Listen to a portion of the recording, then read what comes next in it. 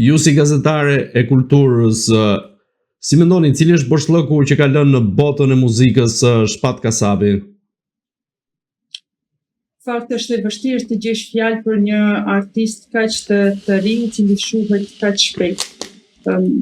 Ikja e tij e parakohshme ka lënë një boshllëk të thellë, jo vetëm në muzikë, por edhe te ata të cilën e njihni si individ për zemërgjërsinë e tij, për njeriu dhe karakterin që kishte Shpati, por edhe për ata të cilët dëshironin ta ndiqnin në rrugën e tij, sepse ai për një periudhë të shkurtër kohore, edhe pse i ri në moshë, krijoi një biografi të tij shumë të bollshme.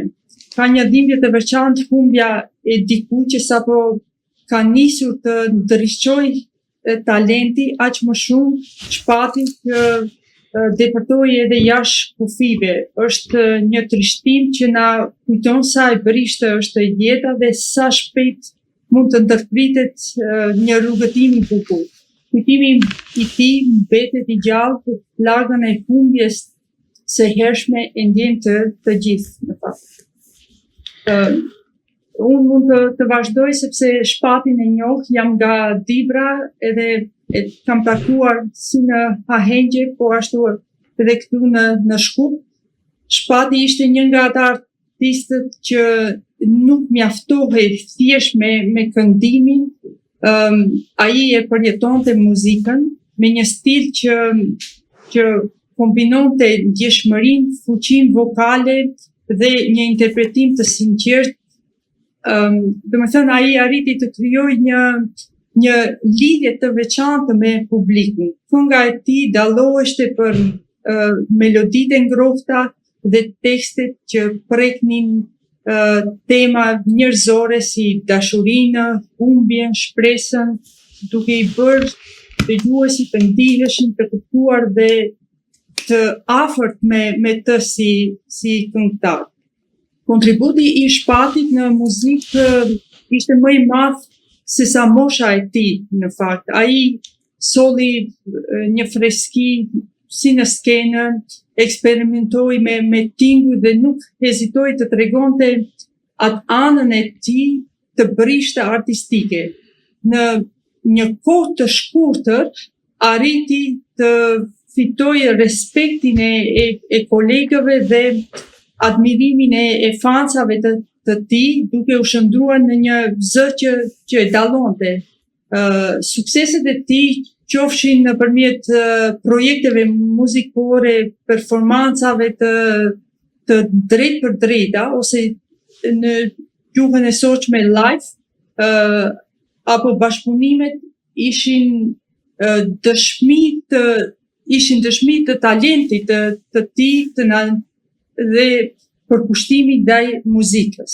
Ndikimin që ai pati te publiku vazhdon dhe do të vazhdojnë këngët e tij të mbeten të dëgjuara, do frymëzojë edhe të rinjtë sa më shumë në këtë aspekt, sepse ai la një biografi thash shumë të pasur. Shpati nuk ishte thjesht një këngëtar, ai ishte një histori muzikore që ndonse jetë shkurtër, por spikati fort.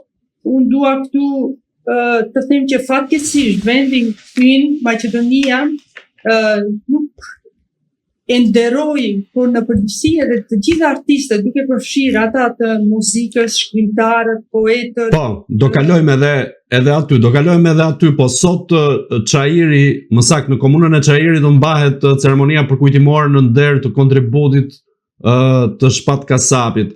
A mund na jepni disa detaje më tepër mbi këtë ceremoni që do të mbahet në orën 13 sot në komunën e Çairit? Po, në fakt, siç e potencuat edhe ju, sot te komuna e Çairit do mbahet një ceremoni për t'i bërë homazhe, kryesisht njerëz nga qyteti i Shkupit, sepse ditë më parë u mbajtën homazhe edhe në Pallatin e Kulturës në Tetovë, ku edhe u vendos funerali në skenë dhe më pas në banesën e fundit. Sot kanë mundësi qytetarët dhe artistët të cilët jetojnë në Shkup që të bëjnë homazhet te komuna e Çajirit. Është një hap shumë i ndritur nga krerët politik, kryesisht sepse e them shpesh që artistët do duhet të përkrahen sidomos nga faktori politik shqiptar këtu në Maqedoni, sepse siç e dini historinë, neve jemi shumë të diferencuar nga projektet madhore për dallim nga pala tjetër.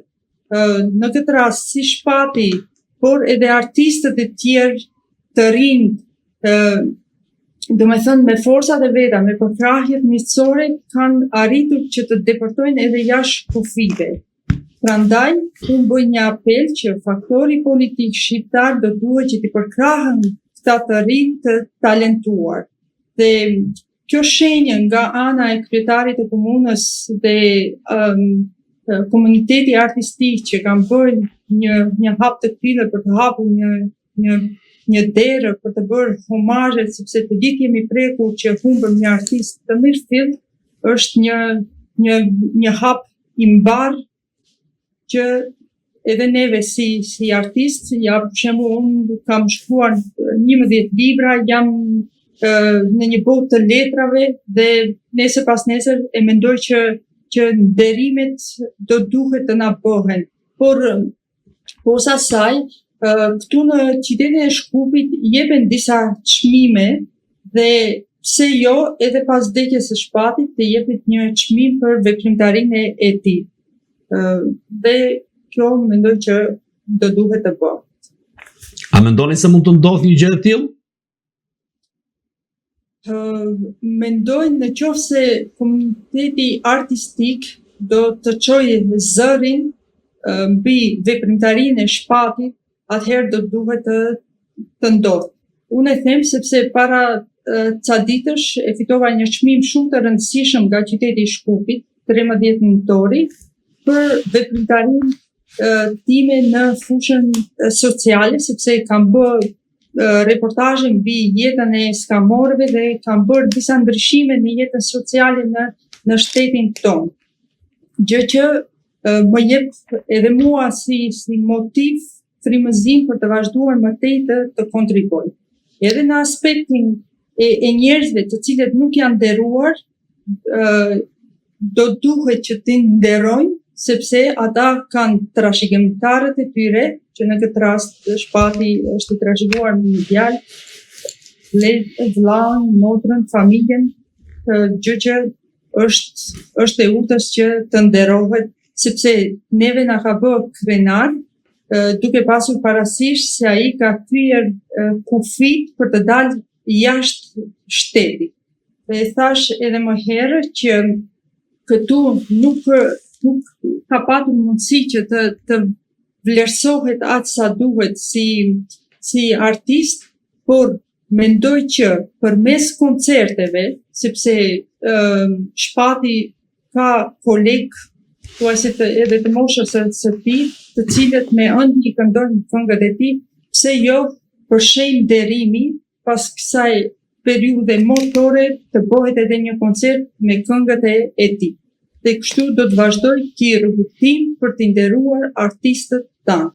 Delvina, ceremonia përkujtimore fillimisht ishte parashikuar që të mbahej në teatrin e Shkupit dhe më pas u zhvendos në komunën e Çajirit. Pse u anulua ceremonia që duhet mbahej në teatrin e Shkupit dhe nisur nga informacionet tuaja, çfarë ka ndodhur realisht në këtë rast?